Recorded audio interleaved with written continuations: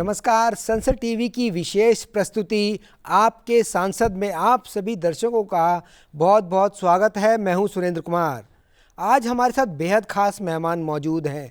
हमारे साथ मौजूद हैं उत्तराखंड की राजनीति में संगठन और सत्ता के बीच सेतु माने जाने वाले वरिष्ठ बीजेपी नेता महेंद्र भट्ट, भाजपा के प्रदेश अध्यक्ष, राज्यसभा सांसद और उत्तराखंड के विकास एजेंडे की राष्ट्रीय आवाज़ हैं महेंद्र भट्ट।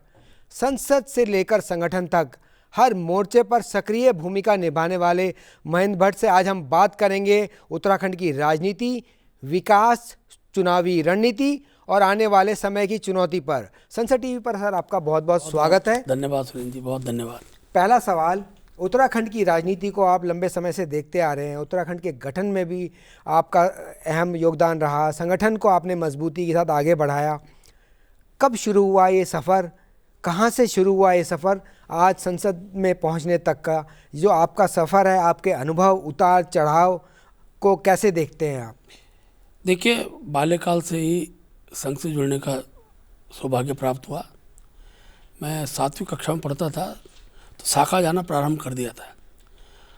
लगभग मुझे लगता है 86-87 की बात रही होगी। उसके बाद जैसे 9वीं कक्षा में प्रवेश किया तो अखिल भारतीय विद्यार्थी परिषद की प्राथमिक सदस्यता मैंने ली और उस तब से विद्यार्थी परिषद में काम करते करते विद्यार्थी परिषद में के जिला संयोजक का दायित्व रहा, फिर विभाग संयोजक का दायित्व रहा, बाद विभाग संगठन मंत्री के नाते मेरे पर दायित्व रहा और लगभग 1998 में मैं युवा मोर्चे में प्रदेश के महामंत्री के नाते मुझे दायित्व मिला। तब हमारा प्रदेश उत्तर प्रदेश के साथ था, लेकिन छाया प्रांत बन चुका था, राज्य की इकाई अलग हो गई थी, प्रदेश मंत्री का दायित्व मिला। और ठीक 2000 में जब ये राज्य गठन हुआ उस समय मुझे फिर प्रदेश के पहले अध्यक्ष युवा मोर्चा बनने का मुझे मेरे नेतृत्व ने वो जो मेरे पे विश्वास व्यक्त किया। और फिर 2002 के विधानसभा चुनाव के बाद फिर मैं उस समय नंदप्रयाग पहली विधानसभा का पहला चुनाव था और मुझे टिकट प्राप्त, पार्टी ने टिकट दिया और नंदप्रयाग विधानसभा अब तो नहीं अस्तित्व में, उस समय परिसीमन के बाद सीट समाप्त हो गई। लेकिन 2002 में जब पहला चुनाव हुआ तो मैं नंदप्रयाग विधानसभा से विधायक बना। उसके बाद अनेकों पार्टी के दायित्व में रहा। फिर 2017 से 22 में बद्रीनाथ विधानसभा का प्रतिनिधित्व करने का मुझे अवसर मिला और पार्टी के भी बहुत से दायित्व थे। प्रदेश का मैं मंत्री रहा, प्रदेश गढ़वाल का मैं संयोजक रहा और हर समय पार्टी ने जहाँ उपयुक्तता समझी उस काम को मुझे दिया गया। मैं युवा मोर्चे की राष्ट्रीय कार्य समिति का सदस्य भी रहा, हिमाचल प्रांत का मैं प्रभारी के नाते रहा, कुछ समय के लिए महाराष्ट्र का भी प्रभारी मैं युवा मोर्चे के नाते रहा। तो मैं कह सकता हूँ कि सब कुछ संगठन से सीखा है और बाल्यकाल से संघ के संस्कारों से अपने को जोड़ने का मैंने प्रयास किया और अनेकों जो भी कार्य चाहे संगठन स्तर के हों, सरकार स्तर के हों, अपने अनुभव के साथ साथ बहुत कुछ जिज्ञासावश सीखने के आधार पर उनको हमने काम करने का प्रयास किया है। और मैं कह सकता हूँ कि आज उत्तराखंड के अंदर, उत्तराखंड राज्य की जो आपने चर्चा की कि उत्तराखंड राज्य आंदोलन में भी मैं 5 दिन की मेरी जेल रही। उसमें विद्यार्थी परिषद का कार्यक्रम चला था, रक्त माटी कलश यात्रा, मुजफ्फरनगर कांड के बाद वहाँ की रक्त माटी को पूरे प्रदेश के अंदर एक आंदोलन का स्वरूप देने के लिए कार्यक्रम था। उसमें हमारे रेस्टिंग कोर्ट द्वार में हुई। लंबे समय तक संघर्षों के बाद हमको राज्य प्राप्त हुआ था। आज खुशी भी होती है कि जिस राज्य के लिए संघर्ष किया वो राज्य आज विकास की ओर गतिशील है। और मैं कह सकता हूँ कि हम सब जितने उस समय के कालखंड के जो कार्यकर्ता थे, जो संघ से जुड़े, बाद में विद्यार्थी परिषद जुड़े, भारतीय जनता युवा मोर्चे में, बड़ी संख्या में उत्तराखंड की राजनीति में सबने अपना स्थान बनाया हुआ है। जी, उत्तराखंड की हम बात करें, जिस तरह का परिवेश है उत्तराखंड का, पहाड़ी इलाके हैं, दुर्गम इलाके हैं, पर्यटन की दृष्टि से भी काफ़ी लोग वहाँ आते हैं। ऐसे में विकास की अगर हम बात करें, साथ में चुनौतियाँ क्या देखते हैं उत्तराखंड की? लंबे समय से आपने उत्तराखंड की राजनीति को जिया है, तो ऐसे में जो समस्याएं रही हैं उत्तराखंड की वो क्या रही हैं, क्या चुनौतियां रही हैं और किन पे आपने अपने कार्यकाल के दौरान, चाहे विधानसभा में हो चाहे आप बतौर सांसद, उनको निभाया है? देखिए, उत्तराखंड का जन्म ही विकास के लिए हुआ, क्योंकि उत्तर प्रदेश का हिस्से थे, बहुत हिमालयी राज्य, पर्वतीय राज्य था, गांव तो सड़क नहीं थी, स्वास्थ्य सुविधाएं ठीक नहीं थी, शिक्षा की व्यवस्था पर भी प्रश्न खड़ा रहता था। तो उस समय पर किस प्रकार से राज्य का विकास हो, एक बहुत बड़ा जन आंदोलन प्रारंभ हुआ और उस जन आंदोलन का परिणाम से राज्य बना। आज मैं ये नहीं कह सकता हम उस सारे मुकाम तक हमने उपलब्धि प्राप्त कर दी हो, लेकिन मैं कह सकता हूँ कि आज उत्तराखंड का विकास बहुत गति से आगे बढ़ा है। इन 25 वर्षों में भी रजत जयंती वर्ष हमने उत्तराखंड राज्य का मनाया है। इन 25 वर्षों के अंदर मैं कह सकता हूँ कि आज हमने अधिकतर सड़कें लगभग 99% गाँव तक सड़क पहुँचने में हमको सफलता प्राप्त हुई। हर घर में बिजली है, आज टेलीफोन कनेक्टिविटी हर जगह है, हर घर में पेयजल की सुविधा है, स्वास्थ्य की सुविधाएं बड़ी हैं, एम्स बना ऋषिकेश के अंदर। इसके साथ साथ जनपदों के अंदर जो स्वास्थ्य की सुविधाएं जिस रूप में रहती नहीं थी, बड़ी संख्या में आज मैं कह सकता हूँ कि हर जिले में मुख्यालय में हमारे जो जो अच्छे डॉक्टर्स हैं उनको हमने वहाँ नियुक्ति दे रखी है। और हर प्रकार से जो शिक्षा, स्वास्थ्य, रोजगार, इस भाव के साथ जो पलायन होता था उसमें रोक लगी है। और मैं कह सकता हूँ कि रोजगार की भी परिस्थितियाँ बदली हैं। 13 राज्य जनपदों का हमारा राज्य है, तो सीमित सरकारी सेवाएं हैं, लेकिन धीरे धीरे सरकार द्वारा जो नीति बनी है वो नीति में स्वरोजगार इसको बहुत प्रमुखता से लेने का काम किया है। और मैं कह सकता हूँ कि आज अनेकों युवा स्वरोजगार की ओर अपने को उन्होंने केंद्रित किया है। खासतौर पर पर्यटन के क्षेत्र में स्वरोजगार है, हमारे आयुर्वेद के क्षेत्र में स्वरोजगार है, और श्री अन्न के क्षेत्र में स्वरोजगार के बहुत अवसर बने हैं। और अनेकों स्वयं सहायता समूह के माध्यम से बहनों को भी रोजगार देने का हमने काम किया है।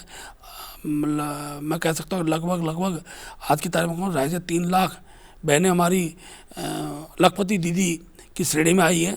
तो रोजगार के सृजन के नए आयाम स्थापित हुए, और राज्य का जो परिदृश्य था, जो कभी कल्पना हम लोग नहीं करते थे कि राज्य के अंदर इस प्रकार की विकास की गति बहेगी, वो विकास की गति आज देखने को मिल रही है। आज उत्तराखंड राज्य अपने विकास में आगे, और मैं कह भी सकता हूँ कि भारत सरकार का इसमें बहुत बड़ा योगदान है।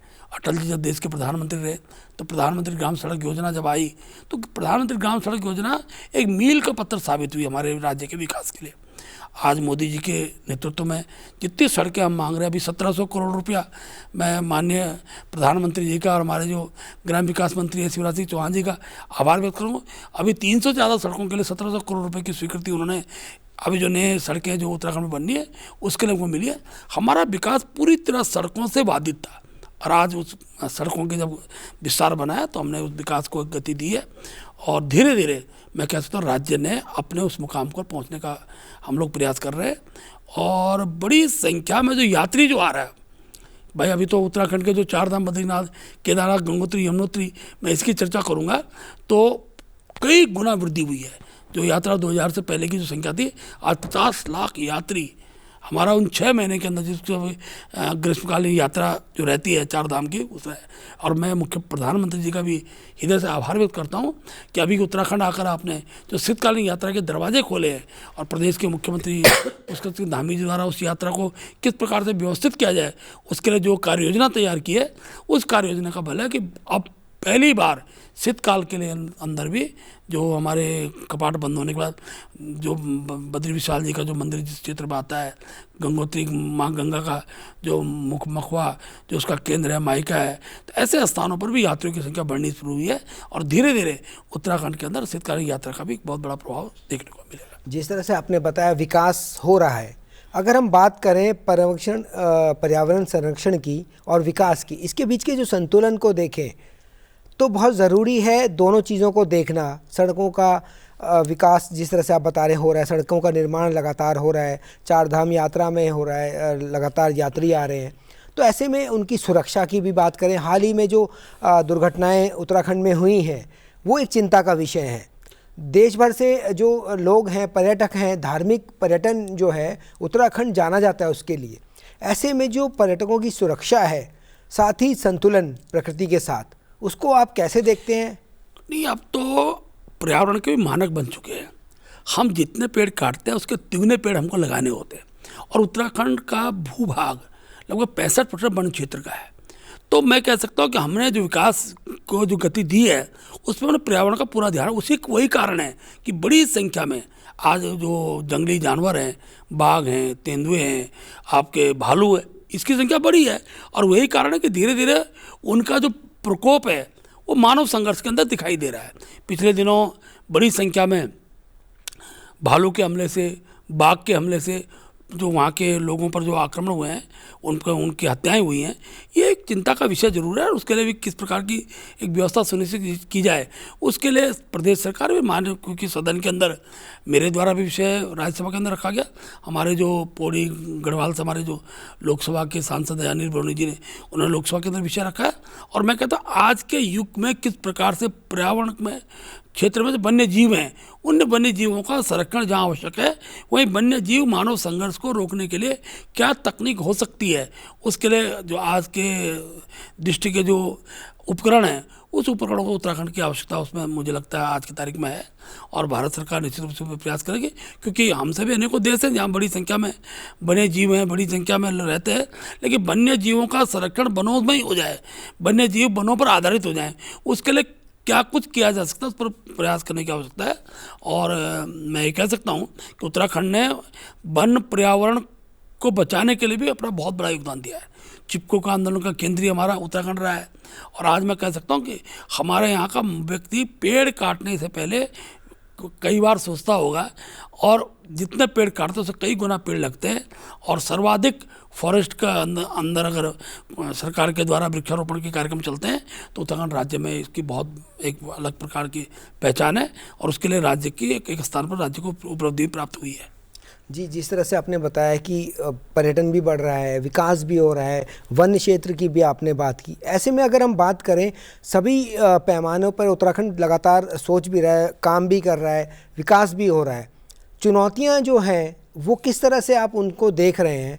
जो आपदा प्रबंधन की हम बात करें, ऐसे में जो हालिया दुर्घटनाएं हुई उनको देखते हुए भविष्य की क्या योजनाएं हैं? केंद्र सरकार की योजनाओं की हम बात करें, राज्य सरकार की योजनाओं की बात करें, तो ऐसे में बतौर सांसद आप एक कड़ी की तरह काम करते हैं। इन तीनों के बीच कैसे तालमेल बिठाकर क्षेत्र में बेहतर विकास के मानक तय किए जा सकते हैं? देखिए, सत्य है कि पर्यावरण असंतुलन के कारण पिछले दिनों पर्वतीय क्षेत्रों के अंदर आपदा बड़ी संख्या में आई है। और आपदा का स्वरूप ही विकराल रूप में हम सब लोगों ने देखा है। उस आपदा से निपटने के लिए जो प्रारंभिक तंत्र है वो तो रहता ही रहता है।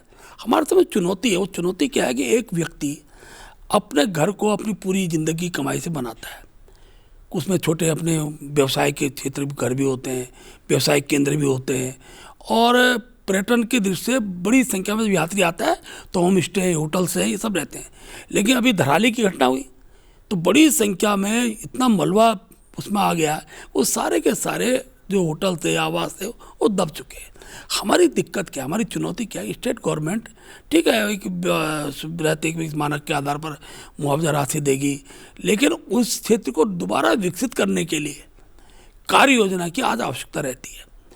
माना किसी व्यक्ति का कारोबारी चौपट हो गया हो, सब कुछ बह गया हो, उसको कारोबार के लिए किस प्रकार की रचना हम बना सकें कि उसी स्थान से कारोबार मिल सके। वो स्थान जटिल हो सकता है, तो ऐसा कौन सा स्थान है दोबारा उस वहाँ के सारे व्यवसायों को हम वो स्थान दे सकते हैं? ये चुनौती अभी बनी हुई है।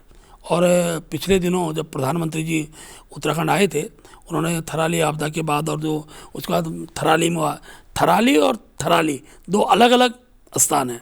पौड़ी में हर जगह हुआ, कोई मतलब वर्षा में मुझे लगता है कि पर्वतीय जो बिल्कुल जहाँ हिमालयी क्षेत्र है, बड़ी संख्या में जहाँ बर्फ़ गिरती है वो स्थान लगभग आपदा के क्षेत्र में ग्रसित हुआ है।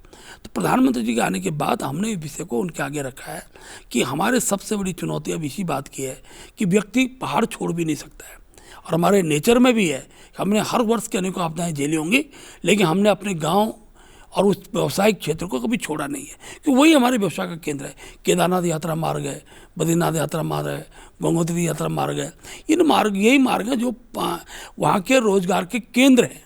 इसलिए उन मार्गों पर जिस प्रकार की आपदा आती है तो उसको व्यवस्थित करने के लिए हमको जितनी धनराशि की आवश्यकता है वो धनराशि भारत सरकार से हमको प्राप्त हो, इसका हमने आग्रह किया। प्रधानमंत्री जी ने आश्वस्त किया है कि इस दिशा में एक मानक इस रूप में बनाएंगे और वो मानक ठीक प्रकार का होना चाहिए। दूसरी बात, जो सही जो उसमें दब गए, मर गए, लेकिन उससे बड़ा दुर्भाग्य होता है कि ऐसे लोग जो उसमें घायल होते हैं और उनके इलाज के लिए भी एक मुफ्त राशि जो स्टेट गवर्नमेंट देती है, उसके अलावा और राशि की उसमें व्यवस्था रहती नहीं है।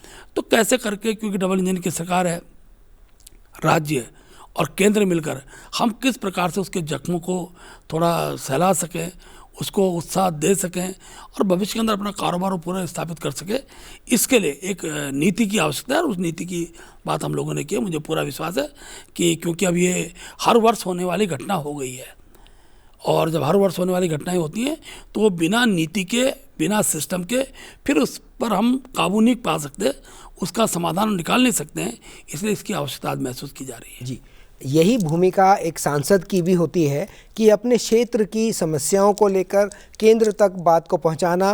और बतौर सांसद, राज्यसभा सांसद आपके लिए एक जिला या एक संसदीय क्षेत्र नहीं है, ऐसे में पूरा राज्य ही आपका क्षेत्र हो जाता है। तो ऐसे में जो आपका नोडल जिला है, किसको आपने बनाया है, उसके विकास के लिए आपने अब तक कौन कौन से काम किए हैं, कौन कौन सी उपलब्धियां आपकी रही हैं। दूसरी, केंद्र की जो महत्वपूर्ण योजनाएं हैं जिनके माध्यम से उत्तराखंड का विकास संभव है, और ऐसी जो आपदाएं हैं जिनके बारे में आपने बताया कि नीति बनाने की ज़रूरत है, उनका विचार आपने रखा होगा। आने वाले कौन से ऐसे कानून आपको लगता है जिनकी ज़रूरत है आने वाले इस तरह की आपदाओं से निपटने के लिए, साथ ही उत्तराखंड का एक बैलेंस विकास करने के लिए? देखिए, मैंने अपना जो जिला एडॉप्ट किया वो चमोली जिला किया है। चमोली जिला पूरी तरह तिब्बत बॉर्डर से लगा हुआ है, और सब पहला गांव, पहले तो अंतिम गांव कहा जाता था माणा, लेकिन अब वो पहला गांव भी मेरी ज़िले के अंदर है। और सीमांत जो गांव हैं, सीमांत गांव के लिए भारत सरकार की जो योजनाएं सीमांत गांव विकास की दृष्टिकोण से रहती है, मैं कह सकता हूँ कि हमने हर गांव को उसमें चयनित किया है। और पिछले दिनों जो प्रस्ताव मैंने दिए भी थे भारत सरकार को, मुझे बताते खुशी है कि लगभग सारे प्रस्ताव उसमें स्वीकृत हुए हैं।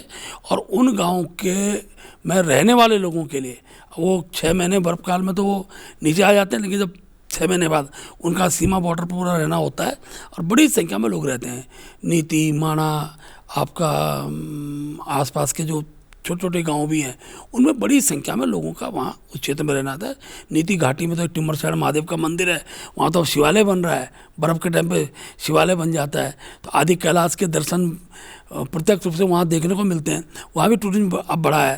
तो हमने कोशिश किया कि बॉर्डर तक किस प्रकार से हम टूरिज्म को बढ़ा सकें। उसके लिए मैंने माननीय पर्यटन मंत्री जी को मैंने पत्र भी दिया है।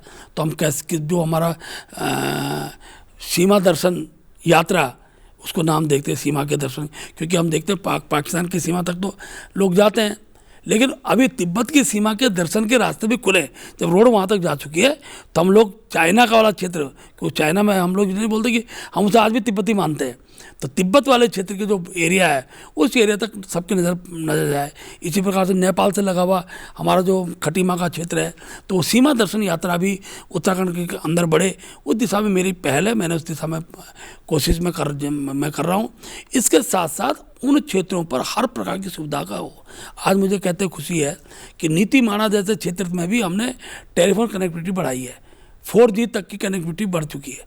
तो अब बिजली, पानी, जो बहुत बड़ा एक दिक्कत होती थी, जो गैस LPG गैस सिलेंडर का जो होता जिला मुख्यालय में होता था, अब हमने धीरे धीरे उसको गांव के बहुत करीब तक पहुंचाया है, जिससे हर व्यक्ति अपने घर तक गैस सिलेंडर पहुंचा सके। इसी प्रकार से सड़कों का मैंने चर्चा कर दी है, लेकिन बिजली भी दूर दराज के गाँव में भी अब कोई घर ऐसा नहीं जहाँ बिजली ना हो। तो ये सब प्रकार की चीज़ों को हम आगे बढ़ा रहे हैं।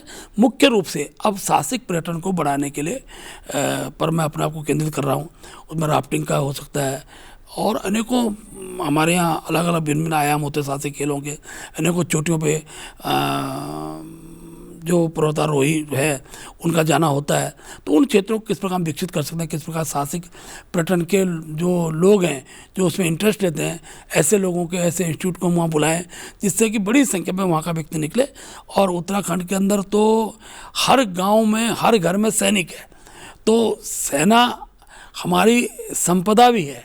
और उत्तराखंड के विकास में बहुत बड़ा योगदान भारतीय सैनिक के जो सेना नायक उनका भी बहुत बड़ी संख्या। कोई गांव ऐसा नहीं है जहां हर घर में सैनिक ना हो। तो उसको भी हम भविष्य की अपनी पूंजी मानते हैं। इसलिए सेना में हर वर्ष अच्छी भर्ती हो, तो उस दिशा के अंदर भी प्रयास चल रहे हैं। अग्निवीर के जो हमारे यहाँ कुछ छूट उसमें दी गई है, उसमें मैंने प्रयास किया था कि थोड़ा उनकी लंबाई में आयु में कुछ छूट का प्रावधान हो। उस दिशा में सरकार ने सोचना प्रारंभ किया है और बड़ी संख्या में अग्निवीरों की भर्ती अब उत्तराखंड प्रारंभ हो रही है। दूर छोटे छोटे स्थानों पर से अग्निवीर की भर्ती के कैंप लग रहे हैं। तो ये उत्तराखंड के अंदर रोजगार, पर्यटन, साहसिक पर्यटन, तीर्थाटन, इन सारे विषयों को केंद्रित करते हुए मैंने अपने आप को केंद्रित किया हुआ है और मैं भारत सरकार को, प्रदेश सरकार के माध्यम से प्रस्ताव आने हों उन पर नज़र में रख रहा हूँ और कोशिश मेरी जारी है जितना अधिक से मैं कर पाऊँ। बतौर सांसद आप अपनी भूमिका को सदन में निभा रहे हैं, लगातार आप प्रयास भी करते हैं, विषयों को उठाते भी हैं। वहीं जो दोहरी भूमिका आपकी है बतौर प्रदेश अध्यक्ष बीजेपी, कैसे देखते हैं अब तक के कार्यकाल को? लगातार दूसरी बार आपको ये मौका दिया है, मिला है जनता के द्वारा, आपके संगठन द्वारा कि लगातार आपको फिर से प्रदेश का अध्यक्ष नियुक्त किया गया। तो आपकी उपलब्धियां, आपकी चुनौतियां क्या हैं और आने वाले भविष्य को देखते हुए क्या आप सोचते हैं कि क्या आपके आने वाला टाइम है उसको प्राथमिकता के तौर पर रखेंगे? पार्टी जब कोई दायित्व देती है तो दायित्व कार्यकर्ता को उत्साह भी देता है।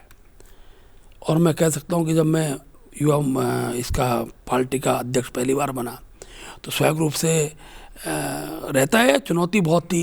हमारे राज्य के अंदर अस्थिरता का माहौल था, लेकिन आज मैं कह सकता हूँ कि एक बार कांग्रेस एक बार बीजेपी का विषय चलता था, धीरे धीरे हमने समाप्त किया। उसके बाद जितने चुनाव हुए, पंचायत के चुनाव हुए, तो 13 में से 12 जगह जिला पंचायत के अध्यक्ष भारतीय जनता पार्टी के जीते हैं।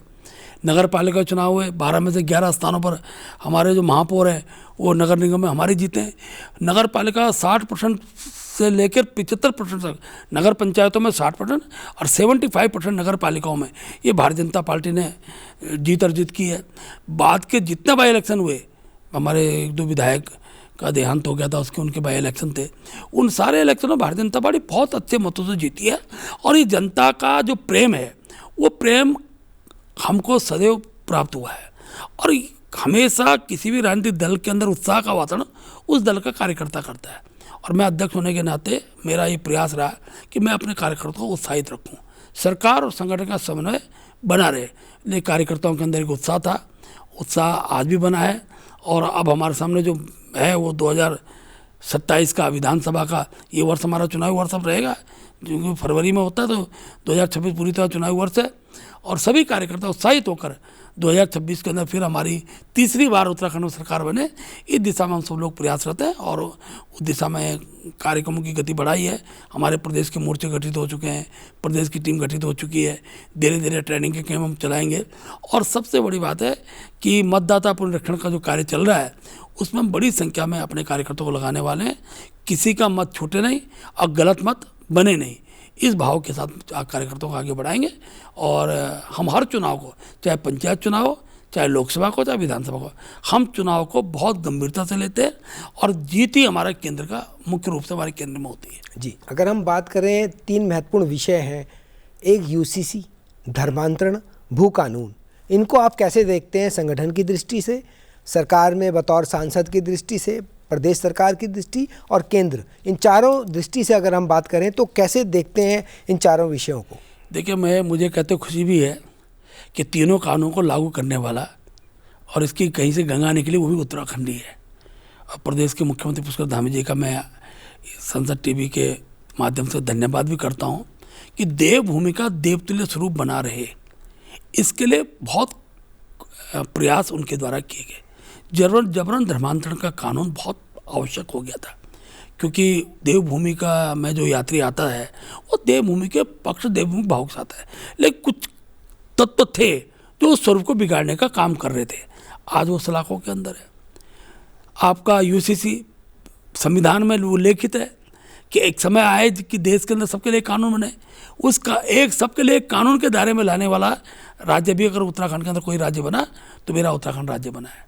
इसके साथ साथ जबरन भू कानून, अब देखिए ठीक है, हमारे तो बहुत सीमित मैंने कहा ना 65% भूभाग है, तो बचता है कितना है, 35% में हमने अपने उद्योग भी चलाने हैं, लोगों का रहन सहन भी होना है।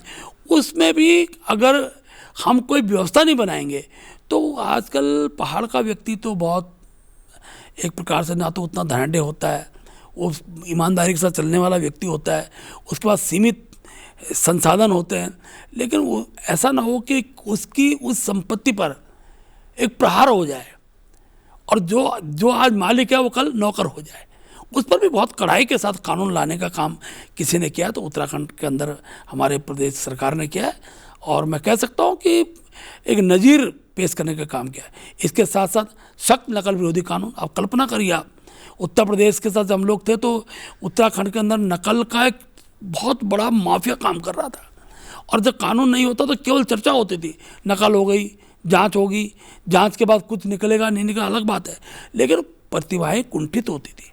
जो पढ़ी लिखी प्रतिभाएं थी, जो अध्ययन कर रही है, गरीब बच्चा है, स्थिति बड़ी दयनीय हो जाती थी। उसमें एक सख्त नकल विरोधी कानून आया है, आज प्रतिभाएं कुंठित नहीं है।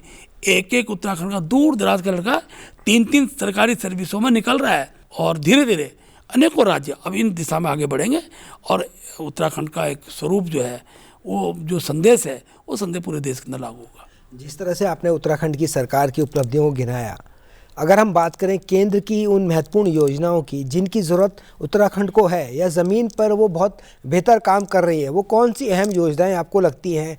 प्रधानमंत्री मोदी के विजन को देखते हुए अगर हम बात करें 2047 के विकसित भारत की, तो उत्तराखंड को कहाँ पाते हैं 2047 में, अगले आने वाले 5 सालों में?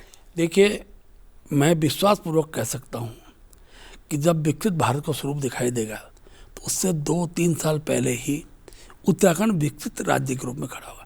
आज उत्तराखंड की प्रति व्यक्ति आय बढ़ी हुई है, आज उत्तराखंड के अंदर स्वरोजगार के अवसर बढ़े हैं और मैं कह सकता हूँ कि हमारे पास जो छटपटाहट थी वो इस बात की थी कि हमको मूलभूत सुविधाओं से हम वंचित थे। आज हर प्रकार की मूलभूत सुविधाएं हमारे पास है। आज कोई घर ऐसा नहीं है जहाँ बिजली ना हो, कोई घर ऐसा नहीं जिसमें गैस का सिलेंडर ना हो, कोई घर ऐसा नहीं जहाँ कनेक्टिविटी ना हो, शौचालय से लेके शुद्ध जल से लेके हर प्रकार की, शिक्षा से लेके स्वास्थ्य से लेके हर प्रकार की सुविधाओं का व्यवस्था किया। अभी प्रधानमंत्री मोदी जी ने शीतकालीन यात्रा का जो कंसेप्ट उत्तराखंड को दिया है, मैं कह सकता हूँ इस कंसेप्ट के बाद उत्तराखंड भारतवर्ष के राज्यों में पहला राज्य होगा जो विकसित राज्य के रूप में बहुत जल्दी स्थापित होगा। और प्रधानमंत्री जी का तो विजन है, प्रधानमंत्री कहा है कि आने वाला जो तीसरा दशक है ये उत्तराखंड का दशक रहने वाला है और उत्तराखंड के दशक पे प्रधानमंत्री के उस वक्तव्य को उत्तराखंड का एक एक अधिकारी हो, एक एक राजनेता हो, उसको दोहराता है और दिशा में आगे बढ़ता है। जी, जिस तरह से आपने अपने विजन को बताया, राज्य सरकार के विजन को बताया और केंद्र की वो महत्वपूर्ण योजनाओं के बारे में बताया जिनके माध्यम से उत्तराखंड का विकास हो रहा है, प्रधानमंत्री मोदी के जो विजन को लेकर आप आगे बढ़ रहे हैं, उससे निश्चित है कि उत्तराखंड जल्द ही विकसित उत्तराखंड के तौर पर स्थापित होगा। संसद टीवी को आपने समय दिया, आपका बहुत बहुत धन्यवाद। बहुत धन्यवाद जी, स्पष्ट है कि संगठन की मजबूती, विकास और राष्ट्रीय नीतियों के साथ तालमेल ही उत्तराखंड बीजेपी की रणनीति का मूल है।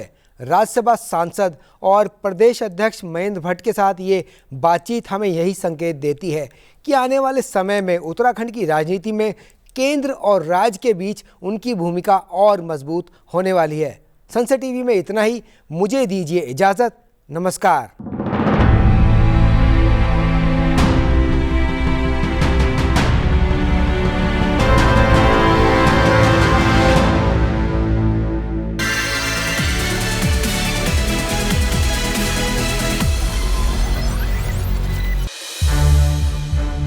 संसद टीवी के और भी प्रोग्राम्स देखने के लिए सब्सक्राइब करें हमारा YouTube चैनल और हाँ, इन्हें लाइक और शेयर करना ना भूलें।